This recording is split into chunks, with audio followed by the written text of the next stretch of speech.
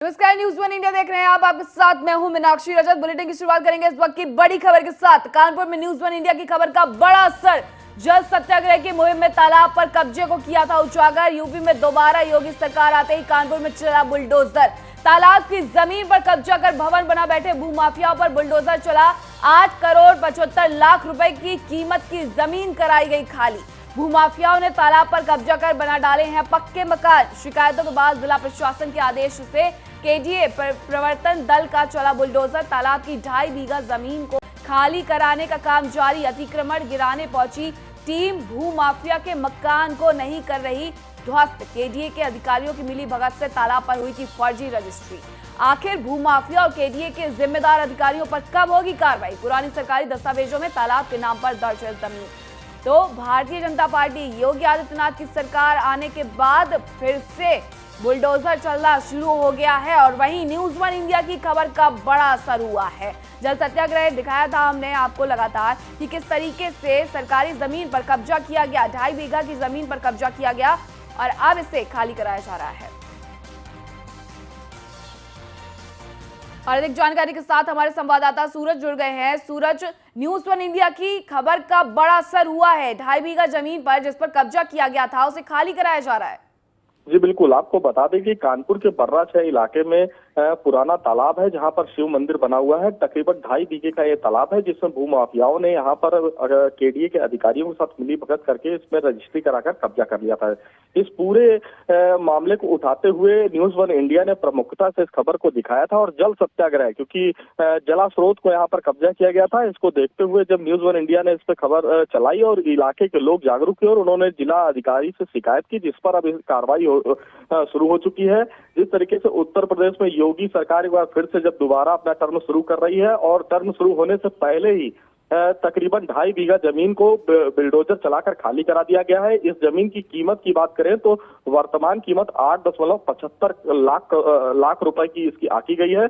और इस पूरी जमीन को अब खाली करा लिया गया है। कुछ वहां पर निर्माण जो पक्के बने हुए हैं उनको 2 दिन का नोटिस जारी किया गया है और जल्द से जल्द मकान खाली कराने के लिए कहा गया है। देखिए, आपको बता दें कि न्यूज वन इंडिया की अब लोग जो हैं, इलाके के लोग जिन लोगों ने इस खबर पे हमारे साथ खड़े होकर अहम भूमिका निभाई थी, वो लोग इस भरसक न्यूज वन इंडिया का धन्यवाद भी कर रहे हैं। और अब देखने वाली बात ये होगी कि जो अभी अन्य भी कब्जे हैं उनको भी अब जिला प्रशासन कब तक ढाता है। जी बिल्कुल, देखिए, अगर किसी सरकारी जमीन पर, खाली जमीन पर किसी ने कब्जा किया है तो बिना अधिकारियों के मिली भगत के ये हो नहीं सकता। तो जो अधिकारी इसमें सामने आए हैं, क्या उजागर हुए हैं उनके नाम, और क्या उन पर किसी तरीके की कोई कार्रवाई?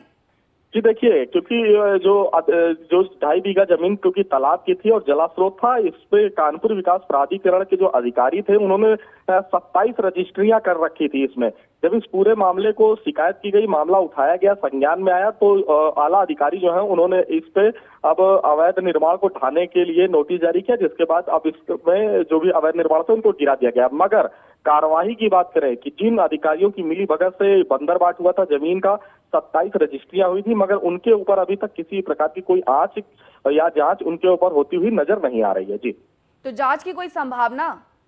जी बिल्कुल, जिस तरीके से देखिए लगातार उत्तर प्रदेश के मुखिया योगी आदित्यनाथ ही कहते आए हैं कि कोई भी भूमाफिया हो या कोई भी भ्रष्ट अधिकारी हो, वो बचेगा नहीं। ऐसे में अब देखने वाली बात ये होगी, क्योंकि अब मामला जिला प्रशासन के हाथ में है। कानपुर के जिला अधिकारी नेहा शर्मा भी इस पूरे मामले को जान रही हैं। ऐसे में जिला अधिकारी को एक बड़ा संदेश देने के लिए जो भी जिम्मेवार अधिकारी है इस पूरे मामले की जांच कराने के बाद न्यूज वन इंडिया की खबर का बड़ा असर हुआ है और ये भी होगा जो अधिकारी मिली भगत में शामिल थे उन पर भी एक्शन लिया जाएगा। बहुत बहुत शुक्रिया सूरज आपका तमाम जानकारी के लिए।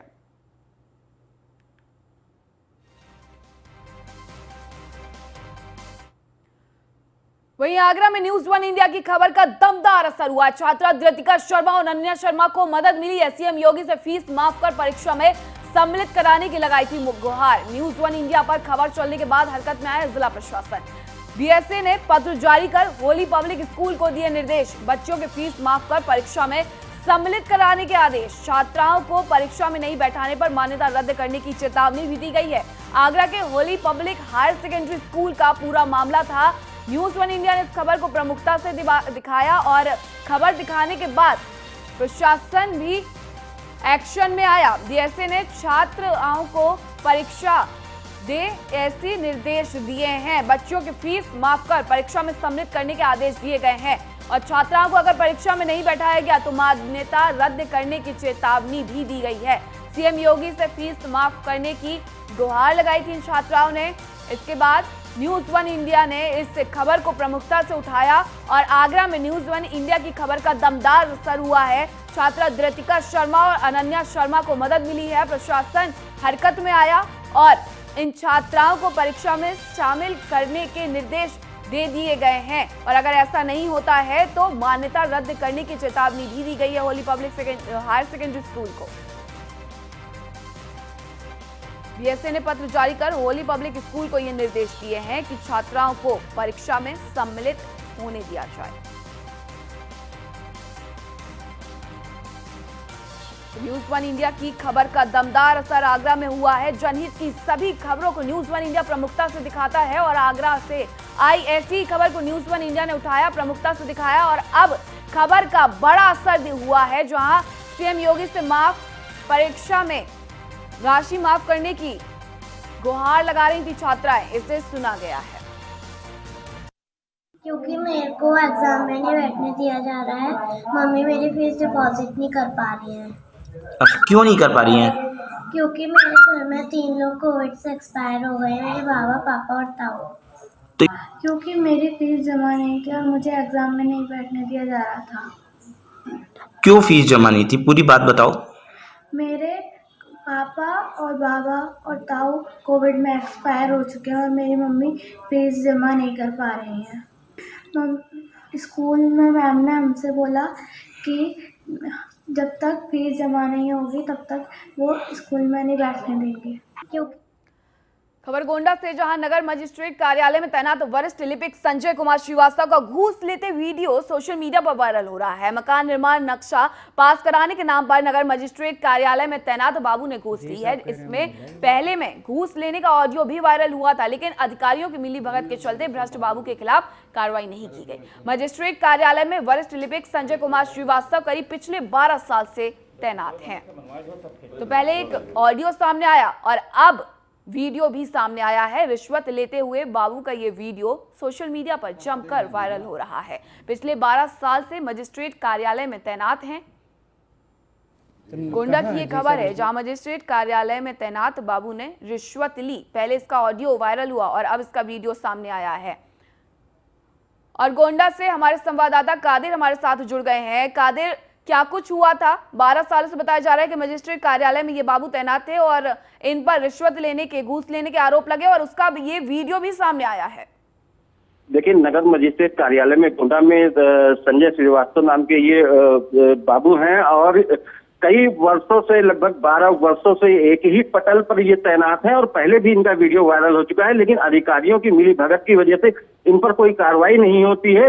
मकान का नक्शा बनवाने के नाम पर यहाँ पे अवैध वसूली वर्षों से चली आई है, लेकिन यहाँ पे अधिकारियों की मिलीभगत के चलते यहाँ पे इन पर कोई कार्रवाई नहीं होती है। और बड़ा मामला है क्योंकि एक ही पटल पर लगभग 12 साल से ये बाबू तैनात हैं और इस तरीके से जो भ्रष्टाचार में ये लिप्त हैं, इनके ऊपर बड़ी कार्रवाई होनी चाहिए, लेकिन अभी तक कोई कार्रवाई नहीं हुई है। सोशल मीडिया पर जमकर ये वीडियो वायरल हो रहा है।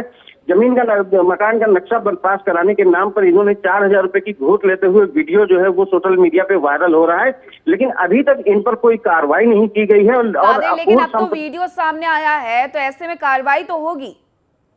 बिल्कुल, कार्रवाई की अगर बात की जाए तो पहले भी कई वीडियो ऐसे थे जो वायरल हुए थे और ऑडियो वायरल हुआ था इनका, लेकिन कहीं ना कहीं अधिकारियों की भी संलिप्तता पाई जाती है। इसी वजह से इनको बचाने का प्रयास किया जाता है और लगातार भ्रष्टाचार में ये लिप्त पाए जाते हैं। लेकिन अभी तक की अगर बात की जाए तो अधिकारी पल्ला झाड़ रहे, कोई बात करने को तैयार नहीं है। लेकिन अब देखना ये होगा कि जिस तरीके से वीडियो वायरल हुआ है इसके बाद में क्या कार्रवाई इन पे होती है। तो 4000 रुपए लेते हुए ये जो वीडियो सामने आया है, बावजूद इसके कार्रवाई प्रशासन के द्वारा नहीं की जा रही है। जी, कार्रवाई की तो बात की है, कार्रवाई करने से अभी तक अधिकारी, क्योंकि बच्चे चले आए हैं, पहले भी कई वीडियो वायरल हुए थे, लेकिन यहाँ पे 12 साल से एक बाबू एक ही पटल पर जमा हुआ है और लगातार यहाँ पे भ्रष्टाचार में लिप्त है, तो कहीं ना कहीं इस पर बड़ी कार्रवाई होनी चाहिए। बिल्कुल कार्रवाई होनी चाहिए क्योंकि अब सबूत भी सामने है। कादिर, बहुत बहुत शुक्रिया आपका तमाम जानकारी के लिए। खबर कुशीनगर से, जहां बेसिक शिक्षा अधिकारी को सस्पेंड कर दिया गया है। शिक्षकों की नियुक्ति में अनियमितता को लेकर कार्रवाई हुई है। उर्दू के 6 शिक्षकों की नियुक्ति में गड़बड़ी हुई थी। गोरखपुर के सहायक शिक्षा निदेशक ने सौंपी है जांच रिपोर्ट। तो बड़ी खबर, शिक्षकों की नियुक्ति में अनियमितता को लेकर के कार्रवाई की गई है। उर्दू के 6 शिक्षकों की नियुक्ति में गड़बड़ी हुई, जिसको लेकर के अब कार्रवाई की गई है। गोरखपुर के सहायक शिक्षा निदेशक ने जांच रिपोर्ट सौंप दी है। कुशीनगर में बेसिक शिक्षा अधिकारी को सस्पेंड भी कर दिया गया। इस पूरे मामले में नियुक्ति में गड़बड़ी हुई और इसको लेकर के बेसिक शिक्षा अधिकारी को सस्पेंड कर दिया गया है। शिक्षकों की नियुक्ति में अनियमितता को लेकर के ये कार्रवाई की गई है।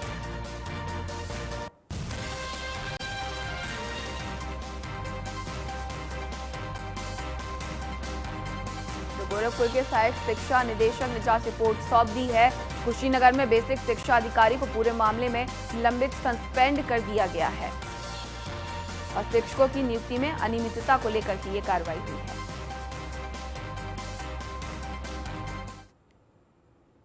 प्रयागराज एसएसपी ने बड़ी कार्रवाई की है। सर्विलांस के 2 सिपाहियों पर गिरी गाज। 2 सिपाहियों पर फरियादी से पैसा लेने का आरोप लगा है। सिपाही बलवंत और हिमांशु को एसएसपी ने निलंबित किया। तो बड़ी खबर, प्रयागराज एसएसपी ने बड़ी कार्रवाई की है। सर्विलांस के 2 सिपाहियों पर गाज गिरी है, निलंबित कर दिया गया है इन्हें। फरियादी से पैसा लेने का आरोप इन सिपाहियों पर था और जिसके बाद कार्रवाई करते हुए, एक्शन लेते हुए सिपाही बलवंत और हिमांशु को एसएसपी ने निलंबित कर दिया है। प्रयागराज एसएसपी ने यह बड़ी कार्रवाई की है, जहां 2 सिपाहियों पर फरियादी से घूस लेने का आरोप लगा। सर्विलांस के 2 सिपाहियों पर गाजगिरी है। दोनों ही सिपाहियों को निलंबित कर दिया गया है।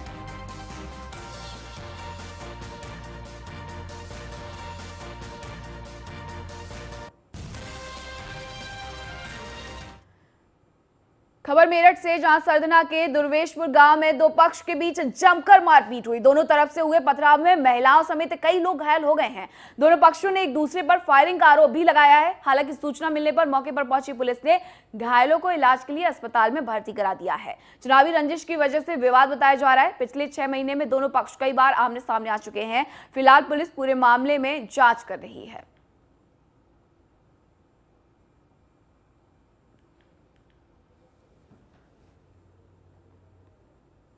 हुई कि मैं नमाज के लिए जा रहा था तो उसने एक्सीलेटर बहुत तेज दिया कार का, अंकुर ने। और मैंने उससे जैसे पीछे मुड़ के देखा, उसने कार रोकी। कार रोकते ही उसने फिर वही ऐंठ मोड़ दिखाई। मैंने कहा भाई ऐसे मत कर। उसने तुरंत कार में से उतरते रैपट मारा और फिर दोनों की हत्तापाई हो गई। तो उधर से 3-4 लड़के फिर पिस्टल वगैरह और वे मस्कट वगैरह लेकर 3-4 उन्होंने फायरिंग भी की है, पथराव भी किया है। 5-6 लड़कों की चोट आई है। ये हुआ है। पुरानी रंजिश भी चली आ रही है। पुरानी रंजिश कुछ नहीं थी। बात यह है कि हम गांव के प्रधान है तो वो अपोजिट पार्टी में है, तो उसको इस बात की बुलंदशहर गुलावटी थाना पुलिस और बदमाशों के बीच मुठभेड़। हुसैनपुर गांव के जंगल में पुलिस और बदमाशों में हुई मुठभेड़। टॉप 10 अपराधी को मुठभेड़ के दौरान पैर में गोली लगी है। 25,000 के इनामी नुराइलाही के पैर में लगी गोली। नुराइलाही के खिलाफ 15 से अधिक आपराधिक मामले हैं दर्ज। आरोपी से 1 तमंचा, 2 जिंदा और 1 खोखा कारतूस बरामद हुआ है। तो हुसैनपुर गांव के जंगल में मुठभेड़ हुई है। टॉप 10 अपराधी को मुठभेड़ के दौरान पैर में गोली लगी है। गुलावटी क्षेत्र में एक पुलिस मुठभेड़ में कुख्यात गो तस्कर चांद पुत्र नूर इलाही पुलिस मुठभेड़ में घायल हुआ है क्रॉस फायरिंग में। और इसके कब्जे से इस घटना में प्रयुक्त असलहे बरामद हुए हैं तथा गोकशी के उपकरण बरामद हुए हैं और एक जीवित बछिया भी बरामद हुई है, जिसकी गोकशी के इरादे से इसने अपने साथियों के साथ मिलकर उसको कहीं से ले आया था। उल्लेखनीय यह है कि ये टॉप 10 का अपराधी है। इसके विरुद्ध 25,000 रुपये की पुरस्कार राशि पूर्व से घोषित थी तथा वर्ष 2020 से लगातार वांछित चल रहा था। इसके विरुद्ध कुल 15 से अधिक मुकदमे पूर्व से दर्ज हैं, जिनमें 2018 में इसके विरुद्ध NSA की भी कार्रवाई की गई थी। वहीं गाजियाबाद में सोमवार देर शाम पुलिस मुठभेड़ में एक बदमाश को गोली लगने से वो घायल हो गया, जिसे इलाज के लिए अस्पताल में भर्ती करवाया गया है। गाजियाबाद के पॉश इलाके इंदिरापुरम की 5/6 वैशाली पुलिया के पास हिंडन नहर की पटरी पर यह एनकाउंटर हुआ। पुलिस के मुताबिक कमल उर्फ कल्लू को चोरी की बाइक और लूटी चेन के साथ गिरफ्तार किया गया था। पुलिस टीम उसको बाकी सामान उसके साथी की बरामदगी के लिए ले जा रही थी। उसी दौरान आरोपी ने टॉयलेट के लिए कहा और पुलिस ने जब उससे गाड़ी से नीचे उतारा तो बदमाश ने सिपाही की सरकारी पिस्टल छीन ली और पुलिस पर हमला कर दिया। इसके बाद जवाबी फायरिंग में पुलिस की गोली बदमाश कमल के पैर में लगी। इसके बाद घायल बदमाश को अस्पताल में भर्ती कराया गया, जहां उसका इलाज किया जा रहा है।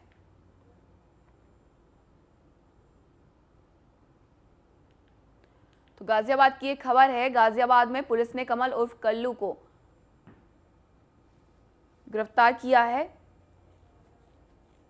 क्रॉस फायरिंग में आरोपी के पैर में गोली भी लगी है। वहीं टॉयलेट का बहाना करके गाड़ी से नीचे उतरा था और उसके बाद सिपाही की पिस्टल उसने छीन ली। और ये सीसीटीवी फुटेज भी आप देख सकते हैं, जहां आरोपी के द्वारा वारदात को अंजाम दिया जा रहा है और लूटपाट की घटना, चोरी की घटना को अंजाम दिया, जिसके बाद पुलिस ने उसे गिरफ्तार किया था। और इस दौरान ये चैन स्नैचिंग करके सीसीटीवी की फुटेज है, जिसमें चैन स्नैचिंग करके आरोपी भागा है। और वहीं बदमाश कमल को पुलिस ने जब गिरफ्तार किया, उसे ले जाया जा रहा था। टॉयलेट का बहाना करके गाड़ी से नीचे उतरा और उसने सिपाही की पिस्टल छीन ली, जिसके बाद क्रॉस फायरिंग में आरोपी कमल के पैर में गोली लगी। अस्पताल में उसे भर्ती करवाया गया है। तो घायल बदमाश कमल को अस्पताल में भर्ती करवाया गया है। इंदिरापुरम पुलिस ने इसके साथी के साथ पकड़ा था। पूछताछ में इसने अपने एक और साथी का नाम बताया था, जिसको पकड़ने के लिए पुलिस टीम के साथ ये जा रहा था। इंदिरापुरम क्षेत्र में 5-6 की पुलिया के बीच में किसी बहाने से ये नीचे उतरा और सिपाही की रिवॉल्वर लेके भागने का प्रयास किया और जान मारने की नीयत से पुलिस टीम पर फायर भी किया। जवाबी फायरिंग में पुलिस टीम ने उस पर फायर किया, जिसमें उसके पैर में गोली लगी है। घायल को हॉस्पिटल भेज दिया गया है और अग्रिम कार्रवाई की जा रही है। इस कल उर्फ कल्लू जो अंतर्राज्यीय चैन स्नैचर। पंजाब की जीत ने आम आदमी पार्टी को अलग राजनीतिक मुकाम पर पहुंचा दिया है। सत्ताधारी कांग्रेस को हराकर आप ने साबित कर दिया है कि भारतीय राजनीति में विपक्ष की तस्वीर किस तेजी से बदल रही है। इस बार आपने न सिर्फ पंजाब में बीजेपी के विजय रथ को रोका, बल्कि कांग्रेस पार्टी और शिरोमणि अकाली दल दोनों का अहम वोटर बेस भी छीन लिया। आम आदमी पार्टी की पंजाब जीत के बाद अरविंद केजरीवाल का कद भी बढ़ गया है। रिपोर्ट देखें।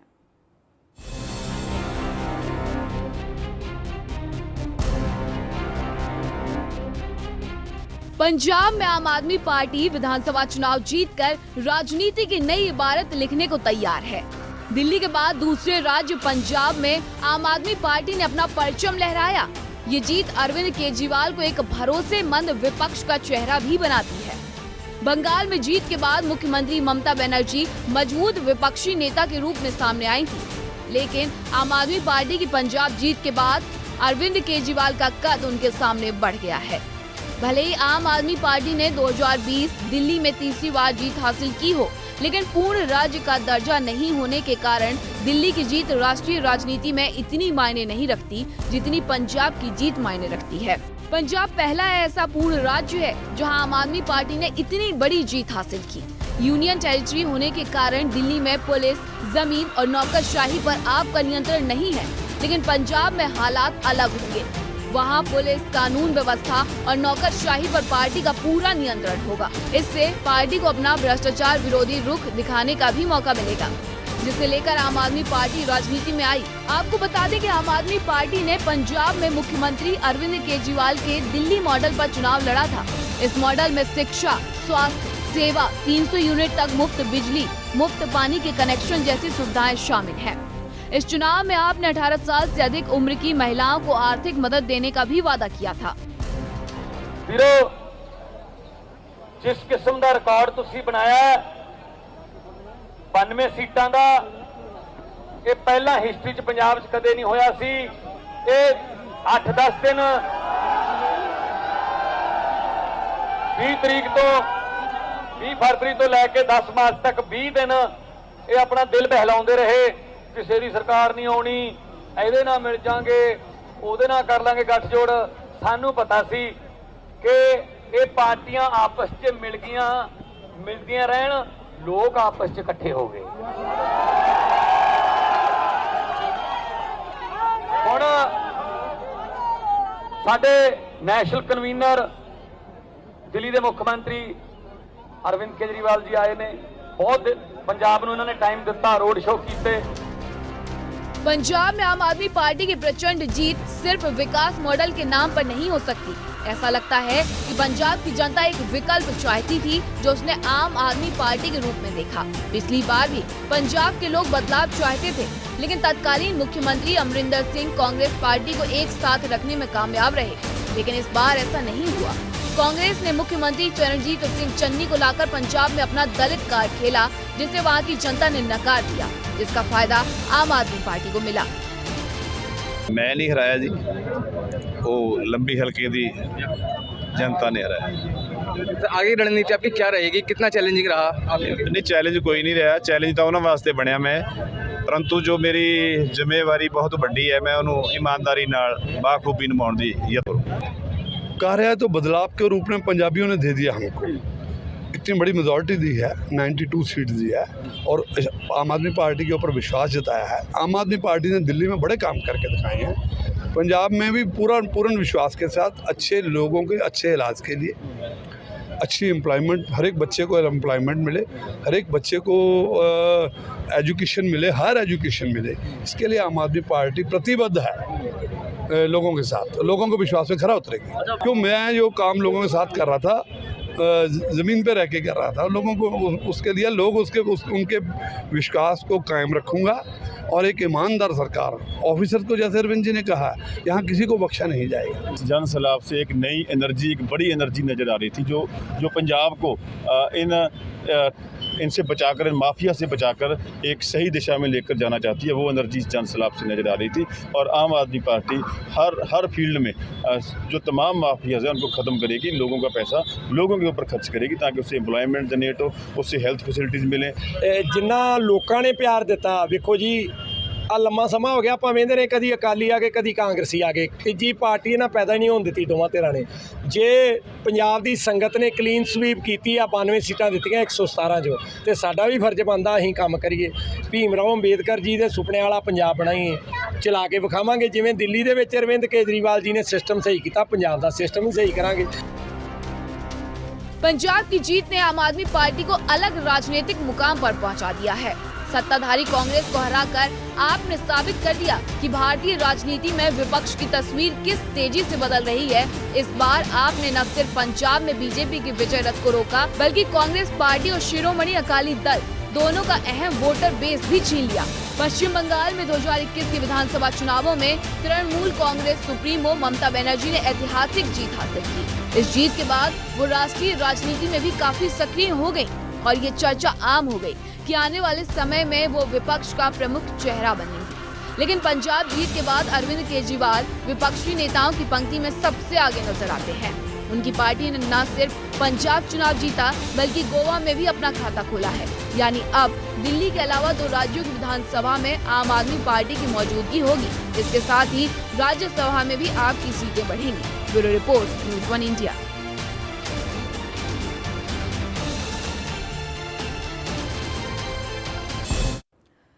मेरे साथ इतना ही, लेकिन आप देखते रहिए न्यूज़ 1 इंडिया। नमस्कार।